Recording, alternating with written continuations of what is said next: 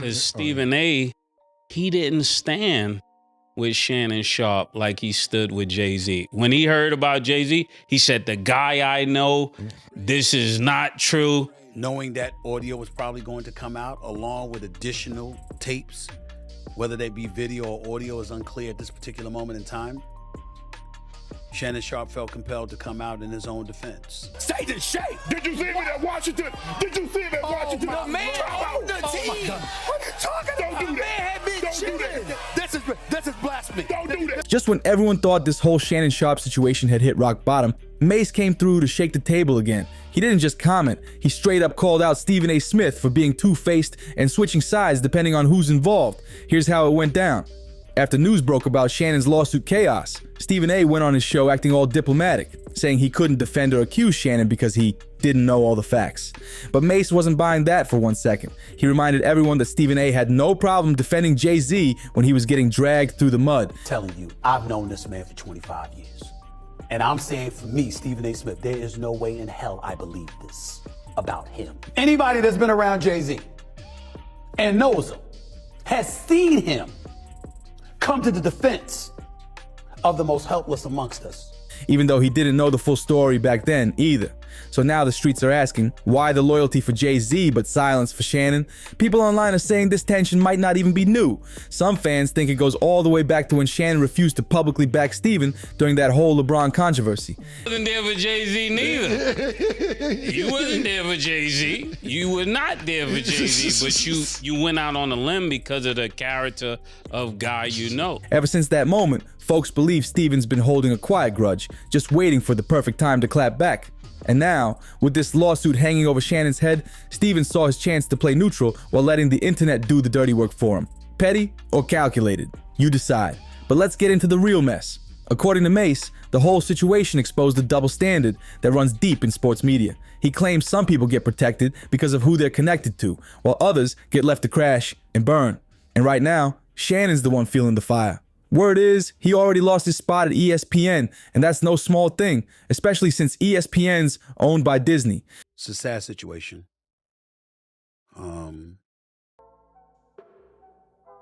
Shannon Sharpe is somebody I work with a couple of days a week.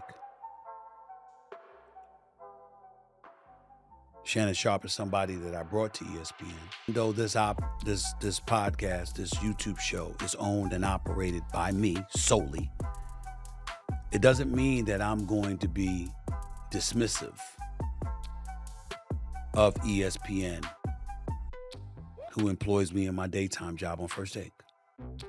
So I sit here before you today letting you know that they are aware that this is a subject that I was going to broach, because I owe them that courtesy. The executive producer of First Take on ESPN. I recruited Shannon. I went and got him and brought him to ESPN. But I'm not the boss. Those are other folks. There are layers to this, and there are certain layers even I am not on. I can tell you, I also spoke to co-chairman of Disney, the boss, Jimmy Pitaro,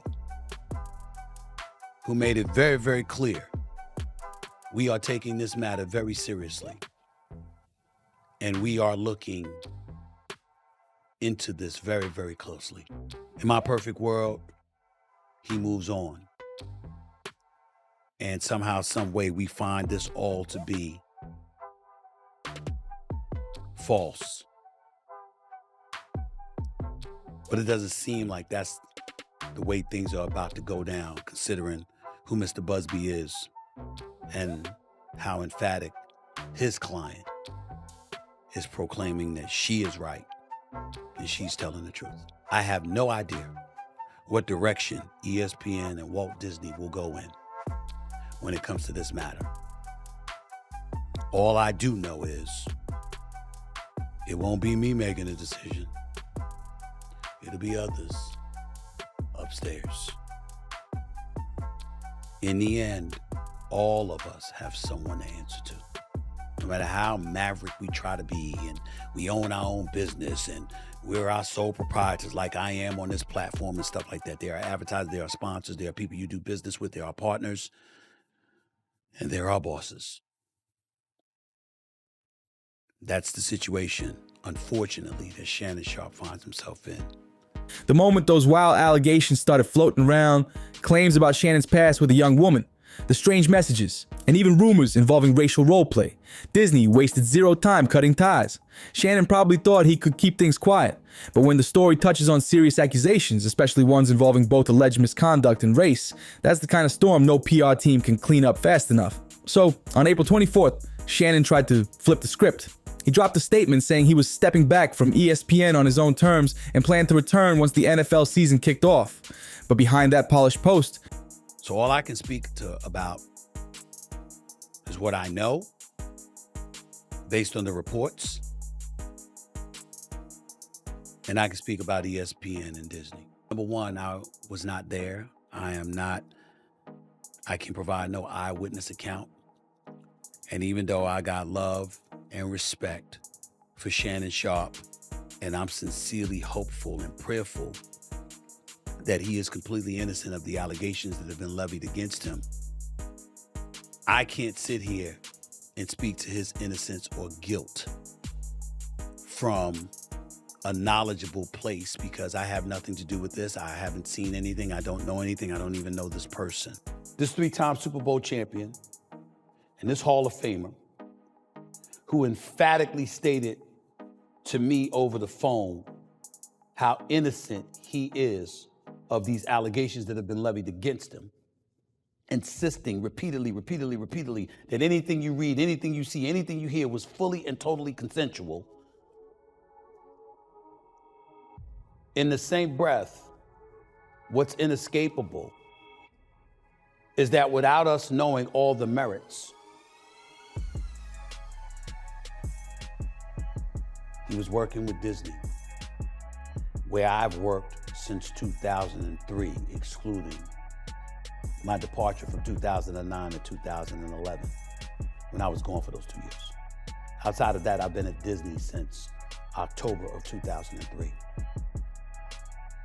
I know this place. I know the worldwide leader that is ESPN, who's under the umbrella of Disney. And it wasn't difficult for me to figure out what was transpiring. As I sit here before you today, they didn't need any definitive evidence at this particular moment in time about all of that stuff. Once all the things Shannon Sharpe's lawyer put out there, it was uncomfortable to listen to, and it was not something that Walt Disney once associated with its brand. So to have him on the airwaves while all of that stuff was put out there was not something that Disney was going to take. That is what I mean when I say the real story sounded way different. According to folks inside ESPN, Shannon didn't step away. He got pushed out. The network allegedly let him pretend it was his decision just so he could save face publicly. But truth be told, they were already done with him long before that statement even hit social media. Insiders are now whispering that Shannon isn't just taking a break. He's banned for good. They say ESPN wants absolutely nothing to do with him anymore, and that door's been shut tighter than ever. Then, right when things couldn't get any messier, Stephen A. Smith decided to slide into the mix, like he's the voice of reason. He went on his show sounding all emotional, talking about how sad he felt for Shannon and how tough this whole thing must be. But if you really listen carefully, his words gave something away. The tone, the phrasing, it almost sounded like he was already writing Shannon's career obituary. He spoke about Shannon in the past tense, like his time in the spotlight was done. That had people raising eyebrows. to walk around thinking you can do what you want to do when you want to do it. You could your own operation. You don't have to answer to anybody. That's not true. I've had people open their mouth and they've said,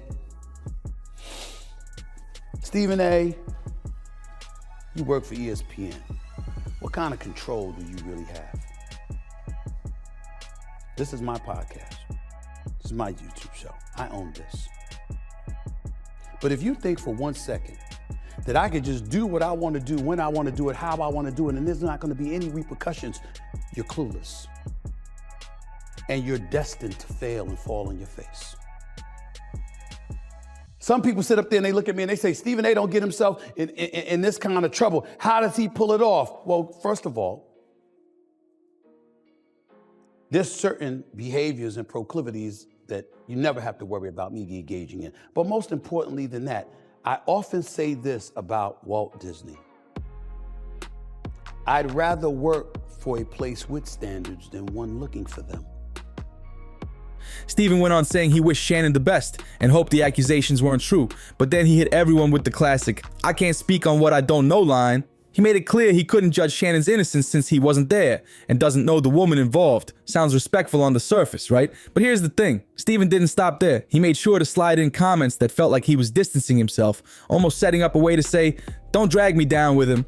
And that's when fans realized this wasn't just sympathy, it was strategy.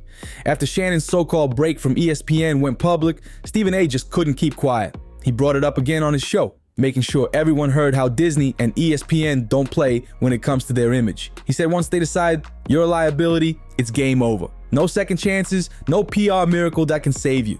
Stephen made it clear that when Disney sees a scandal, they cut ties fast. Then he slipped in that Shannon posting those texts from that OnlyFans girl might have sealed his own fate. According to Stephen, those screenshots alone were enough to make Disney and ESPN say, "We're done here." But Stephen didn't stop there. He subtly shaded Shannon, calling out how embarrassing it is for someone his age to be moving like he's untouchable. The way he said it was slick, but fans caught it instantly. He talked about grown men who think they can do whatever they want without consequences, pretending it was just a general statement. But come on, everybody knew who he was talking about. The timing, the tone. Jay-Z and Sean Diddy Combs, a 13-year-old girl more than 20 years ago after an award show after party. I am not going to sit here and dismiss or excoriate Mr. Busby or his client, who's anonymous at this particular moment in time, and the allegations that she has leveled against Jay-Z. I'm telling you, I've known this man for 25 years. And I'm saying for me, Stephen A. Smith, there is no way in hell I believe this about him. Anybody that's been around Jay-Z and knows him has seen him come to the defense of the most helpless amongst us, which are the children. I can't believe for 1 second that he would ever be associated with an allegation like this. And I felt it was important to bring that up because you got people out there. Stephen A., you have something to say about Diddy. Why aren't you going to have something to say about Jay-Z? Well, I don't know Diddy. The smirk, it all pointed straight at Shannon, and the public reaction hasn't exactly been kind either. A lot of fans aren't showing sympathy this time around. Many are saying Shannon brought this whole mess on himself. The internet's buzzing with takes like nobody forced him to get involved with a 19-year-old content creator. Others are saying this should be a wake-up call for celebs who think fame makes them untouchable. The whole situation feels like a real-life lesson that no matter how big your name is, one wrong move can flip your whole career upside down. People online wasted no time calling out Stephen A. for his double standards. And honestly, they've got a solid point. When Shannon's lawsuit dropped, Stephen suddenly became the king of neutrality, saying he didn't know the facts and couldn't defend or accuse anyone. But fans were quick to dig up receipts and remind him that he didn't keep that same cautious energy when it came to other celebs, like Jay-Z or Dana White. The internet's basically saying Stephen's selective with his morals, and it's starting to show. One fan said it best, "Ain't nobody asked Stephen A. this question. This is the moment he's been waiting for, to prove he's better than Shannon Sharpe." That same fan went on saying he's giving frenemy vibes and probably only asked Shannon to join him at ESPN because if you can't beat him, join him.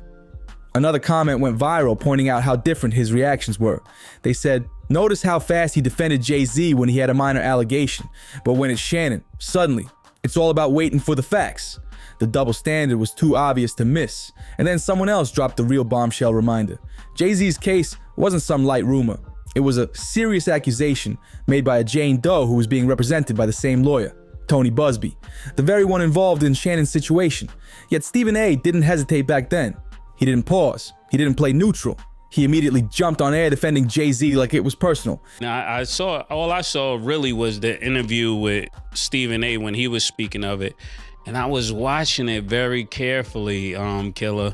Stephen A. said something about this already? Yeah, because Stephen A., he didn't stand with Shannon Sharpe like he stood with Jay-Z. When he heard about Jay-Z, he said, the guy I know, this is not true. When it came to Shannon, he was like, I wasn't there.